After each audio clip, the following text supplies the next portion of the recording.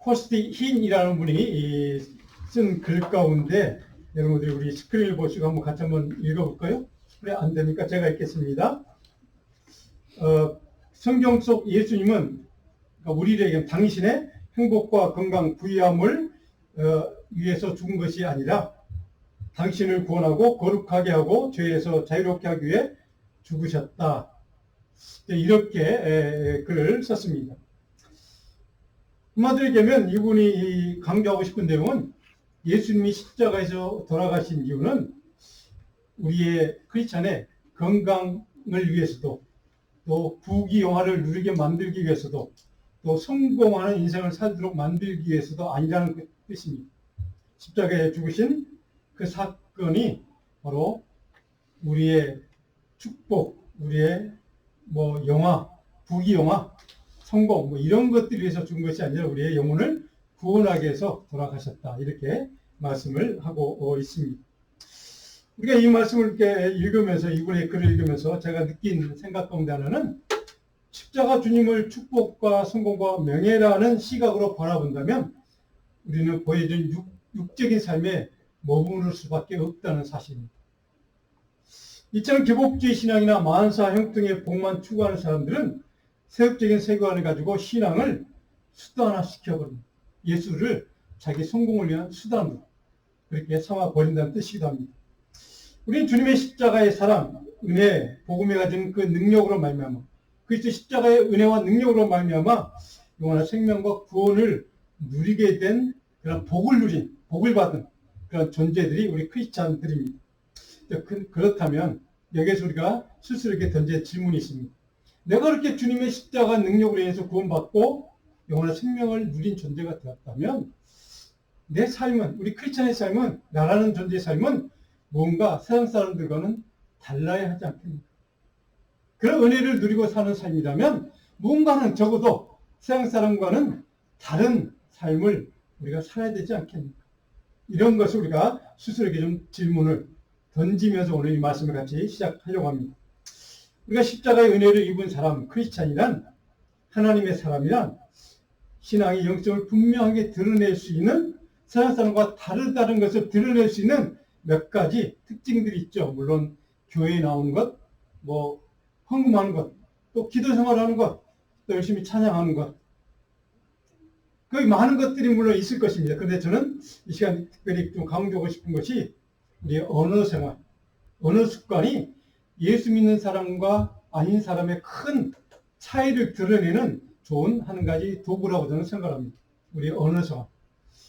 복음의 은혜 밖에서 살아가는 세상 사람들은 늘 그들의 쓰는 언어를 보면 물론 다는 아니지만 대부분의 사람들은 미움의 언어, 판단의 언어, 비난의 언어, 분노의 언어, 또 정죄의 언어, 율법적인 언어를 사용합니다.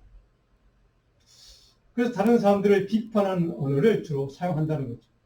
근데 그러나 그 반대로 예수 믿는 사람, 그리스도 안에 있는 사람, 하나님의 사람들은 복음의 은혜 안에 살아가는 사람들은 사랑의 언어, 위로하는 언어, 또 긍휼의 언어, 치유하는 언어, 회복의 언어를 주로 사용하는 삶을 살아간다는 것. 이것이 세상 사람과 예수 믿는 사람의 큰 특징을 우리가 드러낼 수 있는. 적어도 당신과는 이런 면에가 차이가 있어. 근데 쓰는 단어가 당신과는 틀려. 이렇게 우리가 그리스도인과 비그리스도인을 구분할 수 있는, 우리가 자신을 크리스찬이라고 드러낼 수 있는 영적인 좋은 도구가 우리의 그런 언어 생활이라는 뜻입니다. 그런 관점에서 우리가 생각해보면 그리스도 안에 거하는 사람이란 세상적으로 조금이라도 다른 삶이 가능한 거구나. 언어 생활도 그렇고 다른 것도 그렇고 그들과 우리가 다르게 살 수 있구나 하는 것을 우리는 알 수 있고 또 그렇게 살아가고 있습니다. 그런 이유로 우리가 생각해야 되는 이유 가운데 하나, 오늘 같이 나누고 싶은 주제 가운데 하나가 그리스도인의 삶이란 또 다른 특징이 하나 있는데 세상 사람과 다른 구별될 수 있는 특징이 하나 있는데 그게 뭐냐? 구원의 복음을 변호하는 삶, 복음을 변증하는 삶을 사는 것이 크리스찬과 세상 사람들의 큰 차이라는 것입니다. 우리 그리스도인은 복음을, 그리스도의 생명의 말씀을, 복음을 증거하는 삶을 사는 것이 그들과 크게 다른 점이 될 수 있다는 뜻이기도 합니다. 그래서 복음의 은혜와 능력을 세상에 증거하고 증언하는 삶을 사는 책임을 가진 존재가 바로 우리 크리스찬이라는 뜻이기도 합니다. 그렇다면 이제 이 시대를, 이 세상을 살아가는 우리 크리스찬이 어떻게 살아야, 어떻게 해야 성경의 가치와 성경적인 세계관을 지키고 복음을 변화하는 삶, 복음을 변증하는 삶을, 크리스찬다운 삶을 우리가 살아갈 수 있을 것입니다. 오늘 하나님 나라를 세워가는 사명을 우리가 감당해야 되는데 어떻게 그 삶이 가능할 것인가? 오늘 본문 우리가 읽었던 말씀을 통해서 몇 가지 좀 생각해보고 그 말씀을 붙들고 우리가 기도하면서 내가 복음 증하는 삶으로 세상 사람과 다른 삶을 살아보자. 그리고 하나님 나라를 세워가는 일에 내가 조금이라도 기여함으로 세상 사람과 다른 삶의 모습을 내가 증거해보자 라는 마음으로 말씀을 같이 나누었으면 좋겠습니다. 오늘 본문에 읽어보면 12절부터 14절까지 내용은 뭐냐면 복음 때문에 감옥에 갇혔던 수감생활을 하는 바울에 대한 소문이 세상 여러 곳곳 사람들에게 널리 알려진 상황인 것을 우리는 보게 됩니다. 12조가 13절 보니까 이렇게 됐죠. 형제들아, 내가 당한 일이라는 것은 여기서 수감된, 그러니까 감옥에 갇힌 일을 의미합니다. 그래서 감옥에 깜빵 생활하는 바울 자신의 좀 사건을 좀 의미합니다. 도리어 복음 전파의 진전이 되었다. 내가 지금 감옥에 갇혔는데 소문이 쫙 났어 지금. 그런데 그것이 오히려 내게 수치가 아니라 하나님 나라 복음을 확장하는 일에 더 큰 진전을 가져왔어 라고 하는 그런 고백이고 간증입니다. 그래서 13절에 바울이 이렇게 그러므로 나의 매임이 모든 사람에게 나타났다. 내가 감옥에 갇혔다는 사실이 세상 모든 사람들에게 지금 다 드러났어. 알려져서. 자, 우리가 이 말을 들으면 크리스찬이, 그것도 예수 믿는 사람이, 예수 증거하던, 복음 증거하던 사람이 위대한 사도라는 바울이 감옥에 갇혔대. 세상 사람들은 손가락질 하겠죠. 예수 믿는 사람이 힘도 없이, 예수가 능력이 있다면, 어떻게 감옥에 갇힐 수가 있지? 그냥 잡혀갈 수가 있지? 라고 욕을 할 수도 있을 것입니다. 그런 욕을 들으면 자기 자신도 수치일 뿐더러 예수님도 욕먹이는 일일 수도 있죠. 근데 바울은 반대로 지금 얘기하죠. 그럴 줄 알았는데, 내가 수치라고 생각했는데, 세상에서 나를 손가락질 할 거라고 생각했는데, 오히려 그것이 반대로 복음을 세상에 더 널리 증가하는 일에 내 매임이, 내가 감옥 생활하는 것이 더 크게 통로로, 도구로 사용되고 있어. 이것을 지금 바울은 감사하고 있는 것입니다. 사도 바울이 지금 자기가 감옥에 갇혔던 그 사실이 예수 믿는 사람, 예수님 자기 자신께 수치요, 부끄러움이요, 사람들에게 손가락질에다가 욕먹을 수 있는 일이라고 모든 사람들께 생각할 수 있지만 하나님은 그것을 바꾸어서 복음이 더 확장하는 일에 도구로 사용하셨어요. 보통 세상 사람들은 감옥에 갇히면 수치라고 느낄 것입니다. 이것은 내 인생의 큰 굴욕이야, 실패야 라고 생각하는 것이 정상일 것입니다. 물론 예수 믿는 사람이고 예외는 아닐 것입니다. 마땅히 그렇게 생각할 것입니다. 그런데 오늘 바울은 정반대로 얘기합니다. 내가 감옥에 갇힌 그 사실이 내 인생의 수치가, 절망이, 실패가 아니라 그것을 주님은 바꾸어서 하나님 나라 확장에, 복음의 확장에 좋은 통로로, 유용한 도구로 사용해 주셨어. 그래서 나는 감사한 거야. 그래서 나는 기쁨이야. 그것 때문에 하나님의 복음의 확장이 됐다는 그 사실이 나를 너무 기쁘게 만들었어. 라고 했던 이 바울의 간증과 고백, 이것이 참된 하나님의 사람, 참된 크리스천, 그리스도인, 예수 믿는 사람의 참된 삶의 표지입니다. 이것이 진정 세상 사람과 예수 믿는 사람들, 하나님에 속한 사람들의 구분될 수 있는 가장 중요한 가치관이라는 뜻입니다. 우리는 이것을 역설의 신앙이라고 합니다. 이것이 참된 믿음의 사람들의 좋은 영적인 표본이요, 특징이라는 사실.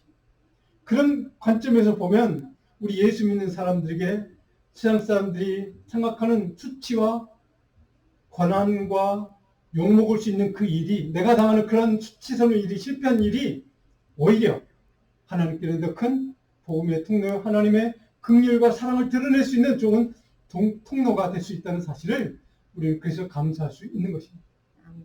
그래서 크리스찬에게는 실수와 실패가 감사와 찬양과 기쁨이 될 수 있다는 사실입니다. 이것이 크리스찬의 역설적인 신앙의 믿음입니다. 사랑하는 여러분, 이것이 우리 크리스찬이 가장 중요하게 생각해야 될 영적인 가치임을 오늘 바울에게 가르쳐주고 있습니다. 우리는 고난당할 때가 있습니다. 핍박당할 때가 있습니다. 어려움당할 때가 있습니다. 장애물 만날 때가 있습니다. 그래서 문제들을 만날 때 우리 실패하고 좌절하고 절망하고 마음 아파하고, 그래서 많은 사람들이 우리를 손가락질하고 조롱할 때도 있을 것입니다. 그러나 하나님의 사람들, 그런 순간을 만날 때도 감사하고 기뻐할 수 있는 이유, 오늘 바울의 이 믿음 때문입니다. 오늘 우리에게, 저와 여러분에게 이 믿음이 있기를 간절히 축원합니다. 우리는 절망이고 좌절이고 실패라고 생각할 수 있지만, 그 사람들에게 내가 욕먹지 않을까, 나 때문에 예수님이 욕먹지 않을까라고 우리는 안절부절하며 마음속에 정말 주님 앞에 죄송한 마음으로 설 순간도 있지만, 주님은 그것을 바꾸어서 하나님의 이름이 드러나니 그리스도 십자가가 증거되는 일, 하나님 나라의 복음이 확장되는 일에 사용하시는 역설의 은혜를 우리에게 깨닫게 하시는 이 말씀을 오늘 꼭 기억하십시다. 아멘. 하나님의 말씀이, 바울 통해 주신 이 하나님의 말씀이 오늘 이 시대를 살아가는 저와 여러분들에게 큰 은혜요, 감사요, 기쁨의 메시지가 되기를 축복합니다. 아멘. 오늘 14절을 보면 바울의 수감 생활이 소문이 여기저기 나서 그것 때문에 어쩌면서 많은 사람들은 손가락질 당하고 마땅히 비난받아야 돼, 얼마나 많은 죄를 지었으면 갑방에 잡혀갔을 거야 라고 생각할 수도 있는 그 순간, 그 소문이 이렇게 바뀌는 것을 우리는 보게 됩니다. 14절입니다. 형제 중 다수가 나의 매임으로 말미암아 주 안에서 신뢰함으로 겁없이 하나님의 말씀을 더욱 담대히 전하게 됩니다. 형제 중 다수가, 많은 사람들이 내가 감옥에 갇힌 것이 수치가 아니고 그것이 실패가 아니라 오히려 하나님의 복음이 확증되는 통로로 사용하신 걸 보고 많은 사람이 더 적극적으로, 더 열정적으로, 더 열심히 하나님 나라의 복음을 전하는 일에 참여하게 되었다는 사실을 지금 바울은 담대히 복음 증거하는 사람으로 변화했다는 사실을 감사하고 있다는 사실입니다. 사랑하는 여러분, 많은 성도들이 라고 기록한 걸 보면 그때 많은 사람들이 움츠러들 것입니다. 아, 바울이 감옥에 잡혀가서 우리의 선생이, 우리 복음 전해했던, 우리에게 말씀을 나눠줬던 그 선생님이, 사도가 이 감옥에 잡혀갔대. 그럼 우리도 잡혀가겠네? 움츠러들어야 정상이죠. 두려워야 정상입니다. 근데 이 사람들은 그 소문을 듣고 더욱 열정적으로, 공개적으로, 헌신적으로 주님의 복음을 전하는 일에, 하나님 나라를 세워가는 일에 더 열심히 참여했다는 사실을 오늘 우리가 기억할 수 있기를 바랍니다. 오늘 이 시대, 우리 시대가 그런 시대입니다. 눈에 보이는 간부문화 아니지만 세상의 문화가, 세상의 수많은 우리 주변에 있는, 우리가 살아가는 이 세상에 우리가 몸담고 있는 이 세상의 문화가 다 복음과 반대되는, 복음에 적대하는 이단 사설, 미혹들, 유혹들, 하나님의 말씀에 거역하는 각종 잘못된 사상들, 잘못된 거짓 복음들, 이런 것들을 둘러싼 이 시대에 영적으로 우리를 감옥에 갇히게 만드는 그런 상황 가운데 살아가는 우리들입니다. 그런 상황 가운데 우리가 살아갈 때 오늘 이 말씀을 기억하십시다. 이것이 오히려 하나님의 복음의 확장, 하나님 나라를 더 증거하고 더 열정적으로 우리가 복음의, 하나님 나라의 그 복음에 참여하는 더 좋은 기회라는 사실, 우리가 세상과 구분되는 것을 드러낼 수 있는 더 좋은 복음의 기회라는 사실 기억하고, 저와 여러분, 우리 생명의교회 비록 작은 무리지만 저와 여러분들이 그 복음을 확장하는 일에 더 열정적으로 참여할 수 있는 하나님의 신실한 믿음의 종들 다 될 수 있기를 축원합니다. 아멘. 이런 기독교 신앙의 역설적인 원리를 바울은 몸소 직접 자기 자신이 경험했던 것을 우리에게 나눠주는 겁니다. 사랑하는 여러분, 감옥에 있지만 하나님은 일하셨습니다. 비록 바울은 감옥에 갇혀있는 영원히 신세이지만 옥에 갇혀있는 아무것도 할 수 없는 상황이라고 느껴진 그 시대, 그 순간 하나님의 영은, 성령께서는 일하고 계시다는 사실을 기억하십시다. 내가 할 수 없는 순간일지라도, 내가 실패하고 좌절하고 절망하고 있는 그 순간에도 하나님은 살아 역사하시는 그 말씀의 운동력으로 분명하게 하나님 나라의 복음 확장을 위해서 일하고 계실 줄로 믿습니다. 이것이 하나님 나라의 영적인 원리입니다. 오늘 우리가 때때로 자신의 잘못이나 실수와 허물 때문에 사람들 앞에서 수치가 될 수 있는 정말 손가락질 당한다고 해서 부끄럽고 죄송스러운 마음이 있는 그런 때도 우리는 분명히 경험하며 살아갑니다. 낭패라고, 이것이 내 인생의 실패고 라고 생각하는 그 순간 그것을 도리어 하나님 나라의 확장의 복음의 확장의 수단과 통로로 도구로 사용하시는 하나님을 믿으십시다. 아멘. 하나님만 의지하십시다. 아멘. 그 하나님이 일하실 줄 믿습니다. 사랑하는 성도 여러분, 지금 여러분의 인생에도 이처럼 복음의 역설적인 능력이 역사하고 있는지 한번 우리가 돌아보시기 바랍니다.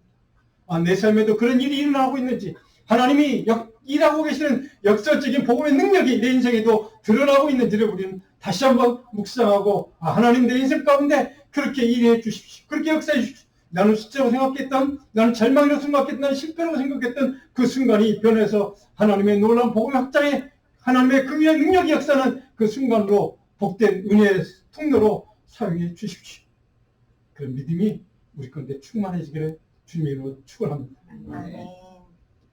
두 번째로 복음의 확장의 다양한 동기들을 오늘 바울은 긍정하고 있습니다. 복음의 확장에 여러 가지 이유들이 있다는 겁니다. 사람마다 다른 동기들이 있다는, 그런데 그것을 바울은 부인하지 않고 그걸 긍정으로 평가하고 그 이유를 오늘 본문에 설명해 줍니다. 오늘 15절 한번 볼까요? 어떤 이들은 투기와 분쟁으로, 어떤 이들은 착한 뜻으로 그리스도를 전파하니. 자, 교회 안에 두 부류의 복음을 전파하는데 두 부류의 동기가 있다는 겁니다. 그런 사람도 있다는 겁니다. 어떤 사람은 경쟁심이나 시기심이나 질투심으로 복음을 전하는 사람도 있고, 또 어떤 사람들은 선한 뜻과 목적으로 하나님 나라 복음을 전파하는 사람도 있다는 겁니다. 이처럼 교회 안에서 각기 다른 동기로 복음을 전파하는 사람들이 있을 수 있다는 것을 바울은 먼저 인정했습니다. 비난하지 않았습니다. 그것을 인정하고 거기서부터 시작을 하는 겁니다. 16절을 보니까 이들은 착한 뜻으로 복음을 전파하는 사람입니다. 내가 복음을 변증하기 위해 세우심을 받은 줄 알고 사랑으로 복음을 전하고 사랑으로 나를 품어주고 나를 위해서 기도하나, 이런 뜻입니다. 예수 그리스도의 구원과 생명의 복음을 변증하고 변하기 위해 선한 의도로 감옥에 갇혔다는 사실을 믿고 그들은 나를 위해 사랑으로 대해준다는 겁니다. 그리고 그들 나와 같이 함께 사랑으로 주님의 복음을 확장하는 일에, 하나님 나라를 확장하는 일에 그들은 섬기고 있고 그들은 참여하고 있다는 뜻이기도 합니다.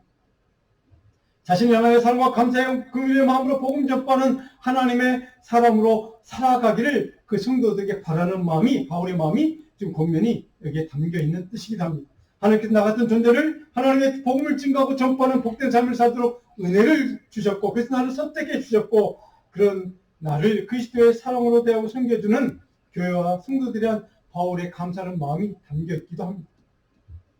그들이야말로 진정 신실하고 복된 하나님 나라 복음의 확장과 복음을 선포하는 그 일에 헌신하고 참여하는 사람이라고 그들을 좀 위로하고 격려하는 바울의 마음이 담겨 있기도 합니다. 자, 그렇다면 바울이 말한 투기와 분쟁으로 복음을 전파하는 사람들은 도대체 누군가, 어떤 사람들일까? 17절에 보면 이렇게 설명되어 있습니다. 그들은 투기와 분쟁으로 복음을 전파하는 사람들, 잘못된 동기로 복음을 전파하는 사람들, 나의 매임에 괴로움을 당하게 할 줄로 생각하여 순수하지 못하게 다툼으로 그리스도를 전파한다는 겁니다. 나의 매임, 내가 감옥에 갇혀있는 것이 내게 더 큰 괴로움이요, 내가 큰 절망을 느낄 것이라고 그들은 생각해서 순수하지 못하게 다툼으로, 경쟁심으로 복음을 전파하는 사람들이 있다는 겁니다. 잘못된 동기로 복음을 전파하는 교회 안에 그런 성도들이 있다는 것이죠. 자, 그런데 바울은 그 사람들을 향해서 이렇게 아까 우리가 살펴봤던 메시지를 선포한 겁니다. 내가 감옥에 매인 것 때문에 내가 실패하며 수치라고 생각할 줄 아니? 아니야. 이것을 하나님은 역전시켜서 복음의 확장의 기회로 통로로 삼아 주신 것을 너희들이 보지 않았나? 그런 통계는 너희들이 복음을 선포하는 사람들이 있다는 걸 나도 알아. 그런데 바울은 그 사람들 향해서 그들을 부인하지 않습니다. 그들을 정죄하지 않습니다. 그들을 비평하지 않습니다. 그들을 긍정적인 시각으로 보는 겁니다. 인정하는 겁니다. 빌립보 교회는 지금 그런 불순한 동기를 갖고 복음을 전가하는 사람들이 있다고, 자기 자신을 그렇게 부정적으로 보는 사람들이 있다는 것을 먼저 인정하고 그것을 그 사람들을 정죄하거나 비난하지 않고 오히려 긍정해 줍니다. 18절에 보니까 그 사람들을 바울이 이렇게 표현합니다. 거칠애로 복음을 전파하는 사람 이렇게 표현합니다. 거칠애로. 그러면서도 바울은 그들에게 조금 잘못된 동기가 있을지라도 결국 그들이 예수 그리스도의 복음을 증거하는 것이랍니다. 여기에 포커스가 있습니다. 그럼에도 불구하고 그들이 하나님의 복음, 생명의 말씀, 십자가의 복음, 은혜의 복음을 증거하는 일이라면 적어도 하나님 나라의 복음을 선포하는 것, 그런 불순한 동기는 내가 이해할 수 있고 용납해 줄 수 있다는 뜻이기도 합니다. 왜? 그럼에도 불구하고 그들이 복음을 전하는 일이라면 조금은 잘못된 동기가 있어도 내가 그것을 비난하지 않을 거야. 그걸 인정할 거야. 라고 하는 바울의 품어주는 마음이 지금 여기에 담겨 있습니다. 대체 이유가 뭘까요? 바울은 적어도 이단의 교도들처럼 자신의 이기적인 욕망과 탐욕을 섭취하는 그 수단과 도구로 복음을 접하는 것이 아니라 복음을 자신의 욕망이나 명예나 권력을 탐하는 수단으로 전락시키고 남용하지만 않는다면 결국 하나님 나라 복음, 예수 그리스도의 십자가 은혜의 복음과 하나님 나라 진리가 전파되는 일이라면 내가 그것쯤은 눈감아 줄 수 있어. 그것쯤은 용납해 줄 수 있어. 라는 마음으로 그들을 지금 인정해 주는 겁니다. 조금은 다른 동기, 조금 불순한 동기가 숨어 있을 수 있더라도 복음을 선포하고 교회를 섬길지라도 그런 동기로 하나님의 나라를 선포할 수 있다면 그럼에도 불구하고 그것이 하나님의 교회를 온전히 서가는 일을 섬기는 그런 사람들이라면 내가 그것은 인정해 줄 수 있다는 바울의 마음이기도 합니다. 바울이 용납해주고 사랑해주고 그들을 내가 품어주겠다는 뜻이기도 합니다. 그러면 18절을 보니까 바울이 그래서 이 말을 하는 겁니다. 18절 다시 한번 읽어볼까요? 그러면 무엇이냐? 거칠애로 하나 차별하나 무슨 방도로 하든지 전파되는 것은 그리스도니 이로써 나는 기뻐하고 또한 기뻐. 바울의 마음을 우리 여기서 읽어야 합니다. 비록 불순하고 좀 부정한 동기가 있을지라도 내 마음에 안 차는 동기가 있을지라도 결국 그들이 하는 일이 하나님 나라를 확장하는 일이고 복음을 확장시키는 일이라면 그것쯤은 용납하고 품어줄 수 있는 성도 그런 교회가 되어야 한다는 뜻이기도 합니다. 사랑하는 여러분, 우리는 이 바울의 이 마음을 우리 읽어야 합니다. 깨달아야 합니다. 아, 바울이 오죽하면 얼마나 복음을 확장하는 주님의 복음을 확장시키는 일이 중요했으면 바로 그 조금 불순한 동기일지라도 제가 자기 품어주겠다고 말씀하고 있을까? 이것이 저는 주님의 마음이라고 믿습니다. 사람들 교회 안에 물론 다 똑같지는 않죠. 사람들이 다 다를 수 있습니다. 다른 생각으로 다른 동기로 하나님의 복음을 전하고 하나님의 교회를 섬기는 것이 어쩌면 그건 당연한 일입니다. 중요한 것은 그 모든 것들이 다 다를지라도 하나님 나라를 확장하는 일에 복음을 선포하는 일에 주님을 섬기는 일에 하나님의 교회를 섬기는 일에 그것이 쓰임받는 일이랍니다. 우리 그것을 다 품어주고 용납하고 이해할 수 있는 믿음의 사람이 되어야 한다는 뜻이기도 합니다. 사랑하는 여러분, 이것이 바로 믿음의 능력입니다. 하나님의 사람이란 믿음의 사람이란 바로 이렇게 바울처럼 그렇게 그런 사람일지도 품어줄 수 있는 사람, 믿음에 넉넉한 그런 마음이 있는 사람, 저는 그것이 하나님의 사람의 영적인 능력이라고 믿습니다. 여기 거칠애라는 말을 여러분 주목하십시오. 거칠애, 이 헬라 말로 프로파시스라는 단어입니다. 진실성이 없이 그런 척 위장하고 포장하여 사람들에게 그럴듯하게 보이도록 만드는 것을 거칠애라는 단어가 뜻하는 뜻입니다. 다른 말로 식재소망과는 아무 상관없이 겉으로만 드러난 모습만 그럴듯하게 보이는 사람, 우리는 그 사람들을 욕합니다. 그렇죠? 손가락합니다. 그런데 오늘 바울은 그들이 그렇게 거칠애 내 눈에 보여. 그게 웬만한 사람 다 볼 수 있어. 그럼에도 불구하고 나는 그 사람들을 품어주겠다는 뜻입니다. 왜요? 그 사람들을 통해서라도 그리스도의 복음이 하나님 나라가 확장되는 일의 통로로 수단으로 쓰임받을 수 있기 때문이었습니다. 사랑하는 여러분, 바울은 비록 교회 안에 조금 불순한 동기가 있어서 그것을 가지고도 그럼에도 불구하고 하나님의 나라를 확장하고 복음을 전하는 일에 그리스도의 말씀, 하나님의 말씀을 전파하고 확장하는 일이라면 품어줄 수 있어야 한다는 것, 이것이 바울의 뜻이었다는 겁니다. 그것만으로 내가 기뻐하고 감사할 수 있다는 것이 하나님 나라의 복음 중심의 가치를 갖고 살았던 바울의 마음이었고 바울의 뜻이었고 오늘 우리를 향해서 그렇게 살라고 권면하고 있습니다. 자, 여러분, 하나님 나라 복음 중심의 가치가 그래서 중요한 겁니다.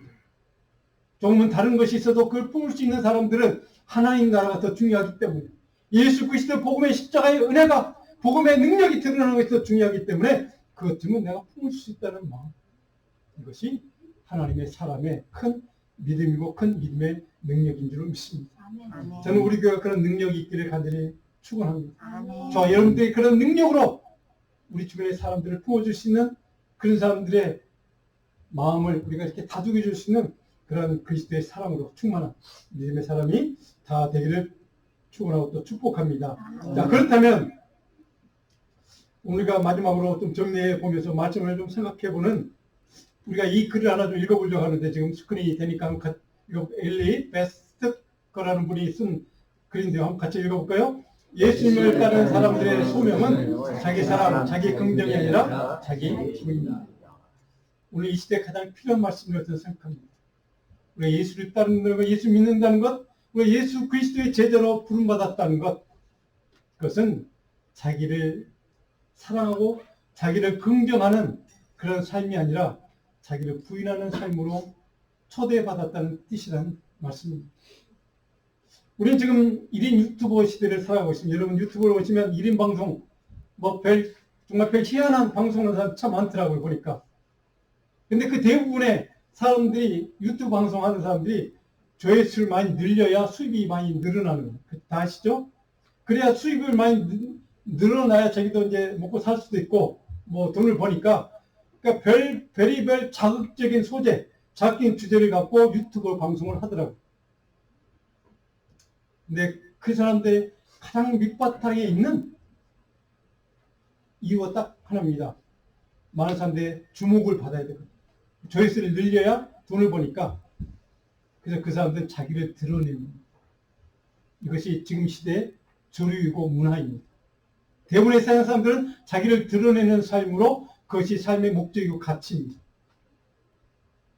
그러나 우리 크리스찬들, 우리 그리스도는 다릅니다.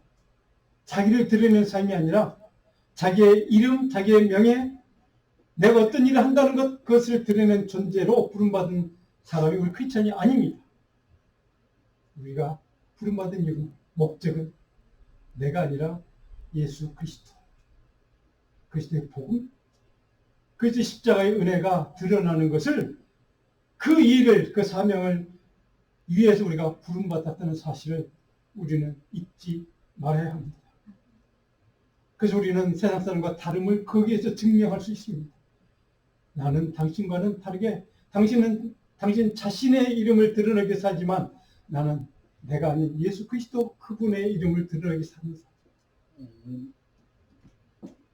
자, 여러분, 이 세상 문화 흐름 속에서 우리가 크리스찬이라는 것을, 내가 당신과는 다른 삶을 사는 존재라는 것을 드러내는 가장 쉬운 방법, 그렇지만 어려운 방법, 그것은 주님을 드러내는 삶.